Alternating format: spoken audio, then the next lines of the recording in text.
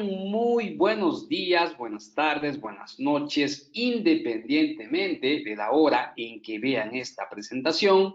El día de hoy, el Club de Contadores del Perú, en su membresía tributaria, presenta la segunda sesión de la jornada virtual Cierre Tributario del ejercicio 2022, una jornada de 12 horas que estará a cargo de 4 destacados tributaristas. El día de hoy nos encontramos en la segunda sesión y en plataforma tenemos al doctor Richard Agavito Custodio, profesional dedicado a la asesoría, consultoría y auditoría fiscal de sectores económicos como minería, energía, telecomunicaciones, construcción industrial, servicios y comerciales. Es coautor del libro Fiscalización Tributaria, Enfoque Tributario Contable, publicado por Gaceta Jurídica y otros artículos en materia tributaria y conferencista a nivel nacional. Para nosotros, como siempre, un gusto, un privilegio poder contar con el apoyo y la colaboración del doctor Richard Agavito a favor de nuestros asociados, clientes, suscriptores y seguidores del Club de Contadores. Doctor Richard, ¿cómo está? Muy buenos días. Tiene usted el micrófono habilitado. Iniciamos con nuestra sesión que nos convoca para el día de hoy. Muy buenos días, estimado Edu. Muy buenos días a todo el público del Club de Contadores. La cordial bienvenida a esta sesión, a esta segunda sesión del programa de especialización en cierre tributario del ejercicio 2022. En esta oportunidad con un tema muy importante también respecto al costo computable. Siempre para mí es un gusto compartir con todo el público del Club de Contadores, muy ávido en las preguntas, las consultas. Siempre es muy provechoso sacar también de ellos para poder compartir diversos criterios en materia tributaria.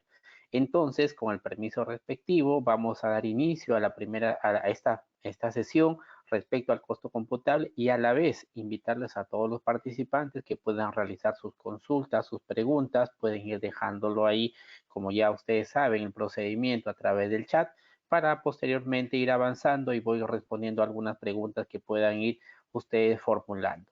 Entonces, muy buenos días, muy buenas tardes, muy buenas noches con todos, independientemente de la hora que puedan vernos. Entonces, vamos a dar inicio a la primera sesión, a esta segunda sesión.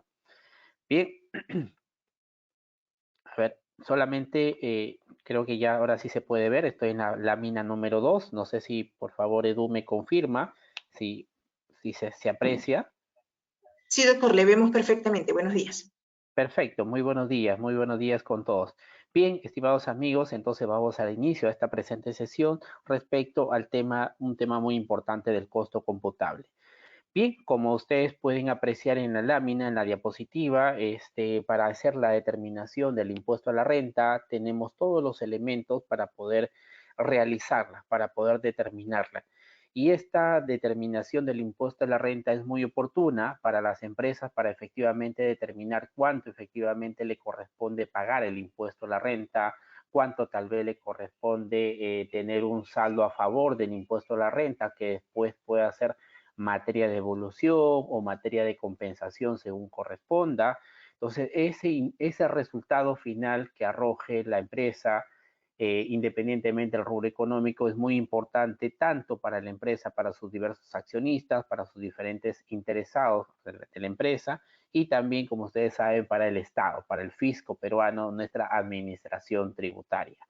Para poder realizar esta determinación del impuesto a la renta, como todos conocemos, hay diversos elementos que partimos de los ingresos netos. Ustedes ya habrán visto, van a ver el tema relacionado, por ejemplo, al gravamen, al devengo de los ingresos, y así como también tenemos los respectivos ingresos, tenemos el costo computable. El costo computable que prácticamente está de la mano con el tema de los ingresos. Entonces, ese computable que va a disminuir y para poder llegar a la renta bruta es muy importante conocerlo, qué aristas tiene, qué requisitos debemos tener en cuenta, qué obligaciones respecto, por ejemplo, a documentos, etcétera, etcétera. Entonces, este tema de costo computable me va a permitir determinar razonablemente la renta bruta, conforme lógicamente a la normativa tributaria vigente que todos conocemos, concordado con los diferentes criterios jurisprudenciales, del Tribunal Fiscal, opiniones del fisco, criterios, algunos criterios a nivel judicial, tanto de segunda instancia o como por ejemplo la Corte Suprema. Entonces, todos esos criterios son muy importantes para poder tener en cuenta y hacer una determinación del impuesto a la renta que se apegue a las normas tributarias y lógicamente para poder evitar o anticipar riesgos según corresponde. Entonces, el día de hoy justamente vamos a ver este tópico relacionado al tema del costo computable para efectos del impuesto a la renta establecido en el artículo 20 de la ley del impuesto a la renta. Entonces, conforme a esta, conforme a esta determinación, nosotros vamos a ir comentando respecto al costo computable. ¿Qué es el costo computable? Algunas personas lo asimilan al tema de costo de adquisición. Sí, efectivamente tiene varios tópicos relacionados al costo de adquisición, pero más es un término, es una terminología más financiera que tributaria. Desde el punto de vista tributario, tenemos lo que es denominado el costo computable, que no es prácticamente, no es más que decir el costo de los bienes, por ejemplo, que voy a vender, que puede ser también el costo de los servicios que estoy prestando o de las diversas operaciones que podamos tener. Entonces, partimos de ello de una definición, lo más sencilla que podamos ver acá son los desembolsos que se realizan para la producción, adquisición de un bien o de un servicio, cuyo importe se espera recuperar con la venta de los productos o servicios que genere. Entonces podemos decir que el costo computable está íntimamente relacionado con el ingreso, con el reconocimiento de los ingresos, con la generación de los ingresos. Entonces, no debería haber un ingreso sin costo ni costo sin ingreso. Esa relación prácticamente siempre van de la mano costo-ingreso. ¿Ya? Ahora, es muy importante también tener en cuenta este detalle, estimados amigos, porque en algunos casos se ve que algunas empresas por ahí no le dan la debida importancia que corresponde al costo computable, porque en teoría sí, pues si yo tengo un ingreso, debería tener un costo y bueno, me podría decir que desde el punto de vista tributario, efectivamente siempre va a ser válido ese costo computable. Claro, efectivamente, para poder generar un ingreso, yo debo tener un costo y llegar a una renta bruta. Ese es el escenario normal que siempre debe suceder. Sin embargo, para efectos tributarios, yo debo tener en cuenta, por ejemplo, si tiene un comprobante de pago, si tiene documentación adicional que pruebe que efectivamente, por ejemplo, que el costo está sustentado debidamente, el costo computable también, por ejemplo, en qué momento en qué momento debe afectar a resultados y una serie de variantes adicionales. Entonces, hay algunas empresas que no, algunas, no digo, la gran mayoría tienen mucho cuidado en esta parte, pero no se le da la debida importancia. ¿Y por qué? Porque efectivamente pueden decir, no, siempre me van a reconocer mi costo. Como les repito, debería ser el escenario ideal. Pero muchas veces, por ejemplo, hay adquisiciones y que puede suceder un poco irrisorio que el costo de una adquisición no tenga comprobante de pago. Son casos aislados, sí, pero puede suceder y ha sucedido en nuestra práctica profesional. Vemos a veces que hay unas adquisiciones que, por ejemplo, no tienen el respectivo comprobante de pago. Entonces, ello ocasiona, lógicamente, que mi costo computable, mi costo de adquisición va a ser desconocido para efectos del impuesto a la renta. ¿Y esto qué ocasiona? Efectivamente, que mi renta bruta va a ser el mismo importe que el ingreso. Hay que recordar que nosotros, bueno, la ley del impuesto de la renta está estructurada para pagar un impuesto sobre la ganancia, sobre la plusvalía, sobre la riqueza. Sobre eso pagamos el impuesto a la renta, estimados amigos. Ahora, sería inconsistente que me denieguen, por ejemplo, un costo computable, porque efectivamente se supone que si el ingreso está asociado al costo, ¿por qué me van a desconocer el costo? Y ahí va el tema, el trabajo de cumplir los requisitos correspondientes para sustentar ese costo computable, estimados amigos. Incluso a nivel financiero, algunas empresas se cuidan, por ejemplo, en la parte de los gastos, que está muy bien.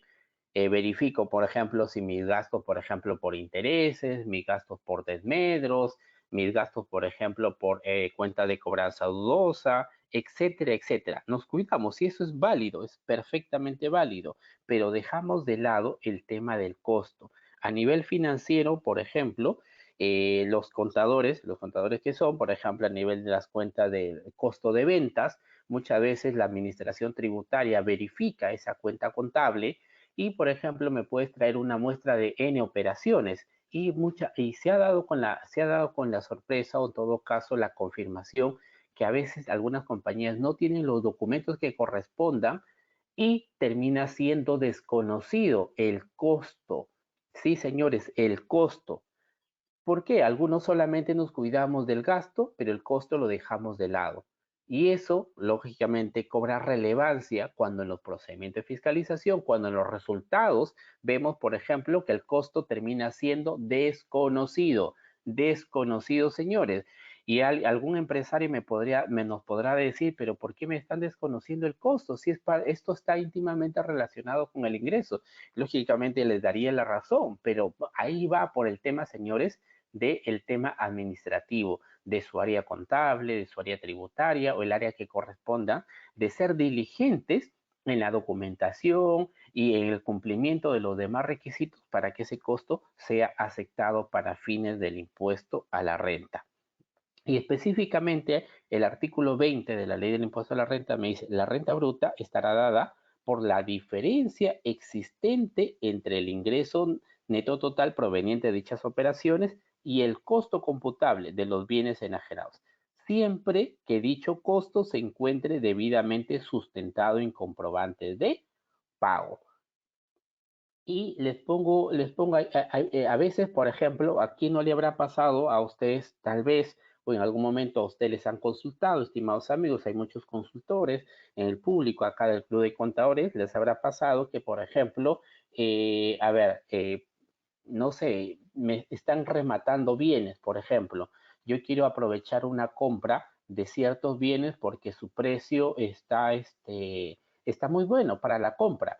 Y hay algunos casos donde hay algunos proveedores también nos dicen, te lo vendo con comprobante, por ejemplo, voy a poner un ejemplo hipotético nada más. Con comprobante de pago cuesta, por ejemplo, $10. Sin comprobante de pago cuesta $5.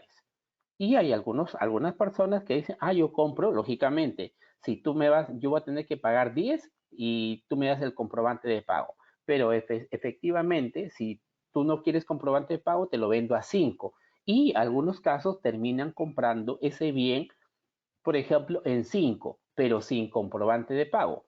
¿Y por qué? Porque dicen efectivamente costo-beneficio. Sí, costo-beneficio a nivel económico podrá ser, pero para efectos de sustentación, para efectos tributarios, porque finalmente quien me puede revisar una eventual fiscalización de mi determinación del impuesto a la renta 2022, ustedes saben que es la Administración Tributaria SUNAT en el Perú.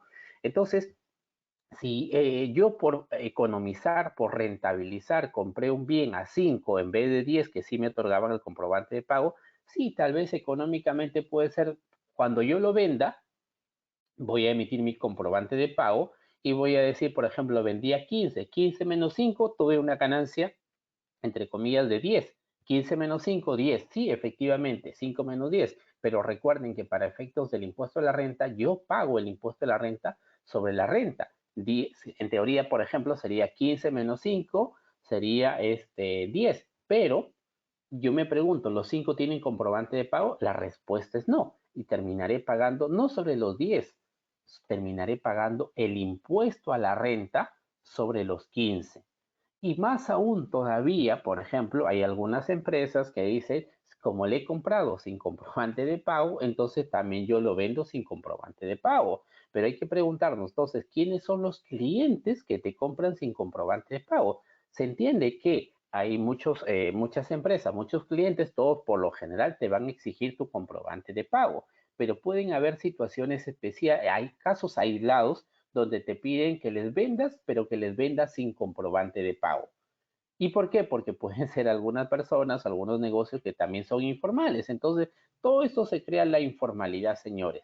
Ahora, peor aún, hay casos donde, por ejemplo, tú compras sin comprobante y como no tienes comprobante y sabes que para efectos tributarios te van a exigir el comprobante de la compra, entonces tú también lo vendes sin comprobante de pago. Hasta allí todos felices y contentos porque aparentemente tú estás vendiendo fuera, por lo bajo, sin comprobante, te estás beneficiando, sí, pero incluso todavía, queda la evidencia que como a veces son montos significativos y como son montos significativos tienes que bancarizarlo y bancarizan, por ejemplo, sí, bancarizan, el dinero ingresa tal vez a la cuenta de la empresa, hay algunos casos que el dinero ingresa a la cuenta del gerente, cuenta del propietario, pero a veces son montos fuertes y eso cómo sustentas y eso te genera otra contingencia por el tema, si por ejemplo ese dinero ingresa a tu cuenta personal, te genera un incremento patrimonial no justificado, que es otro tema, que no va a entrar ahí. Pero entonces, miren la importancia, estimados amigos, que las adquisiciones, por ejemplo, de los bienes, de cosas materiales, siempre tienen que tener el respectivo comprobante de pago. El hecho que yo pueda aprovechar una oportunidad, entre comillas, de negocio porque me lo está vendiendo menos sin comprobante, pero hay que recordar que finalmente la empresa, el negocio, está estructurado justamente para, lógicamente, cumplir con el fisco del Estado. Sí, pero esas reglas de juego del impuesto a la renta en esta oportunidad señalan, establecen, obligan a que el costo, las adquisiciones estén sustentadas con comprobante de pago. Y eso que solamente estamos comentando respecto a lo que me dice textualmente el artículo 20 de la ley de impuesto a la renta respecto a los comprobantes de pago. Todavía no estamos hablando de los medios probatorios adicionales que necesito para sustentar ese costo computable. Entonces, señores, la importancia de vida que debemos tener en cuenta respecto a la sustentación de este costo, estimados amigos. Y por ejemplo, me podrán preguntar, ¿qué tiene que ver, por ejemplo, el tema de el costo con, todavía no va a entrar al tema de la fehaciencia, ¿qué tiene que ver el costo con la causalidad de los gastos? El costo con la causalidad de los gastos. En principio me podrían decir, es un tema diferente, sí, pero por ejemplo, no se nos puede exigir o no se nos puede, digamos, pretender obligar que, por ejemplo, que el costo sea causal. Escuchen bien, el costo sea causal. Alguien me podrá decir, es papas con camotes, pero no, efectivamente, ¿por qué?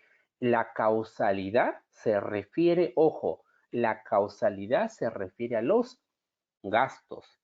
La causalidad se refiere a los gastos, estimados amigos. El costo tiene una legislación especial, que efectivamente es el artículo 20, ojo, el costo tiene una legislación especial que es el artículo 20 de la ley del impuesto a la renta. Y ahí me señala, por ejemplo, que esté sustentado con comprobante de pago, que incluso señala, digamos, los parámetros que está conformado un costo de adquisición, un costo de producción, un valor de ingreso al patrimonio, etcétera, etcétera. Pero el artículo 20 del impuesto a la renta no me señala, por ejemplo, no me establece causalidad.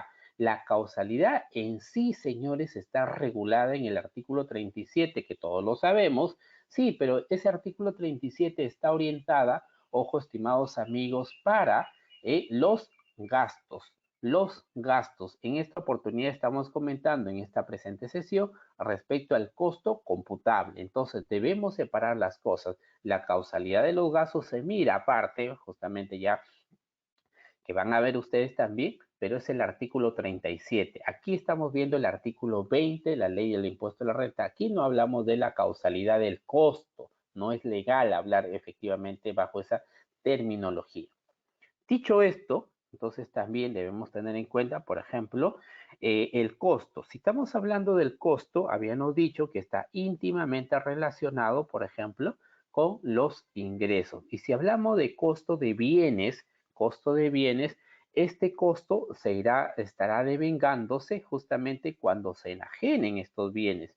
Si yo no vendo, la existencia, el bien, por ejemplo, todavía no debería haber costo, no debería haber costo. Entonces, una vez que ya se genere la venta, recién ese costo computable lo afectaré para efecto de la determinación del impuesto a la renta. O mejor dicho, si algunos lo quieren asimilar desde el punto de vista más financiero, se supone que cuando yo genere el ingreso, el costo recién afectará a la cuenta 69, recién afectará a los resultados, recién en ese momento. Ahora, ¿y si qué pasaría, por ejemplo, si yo vendo, o en todo caso estoy vendiendo un bien que estoy produciendo,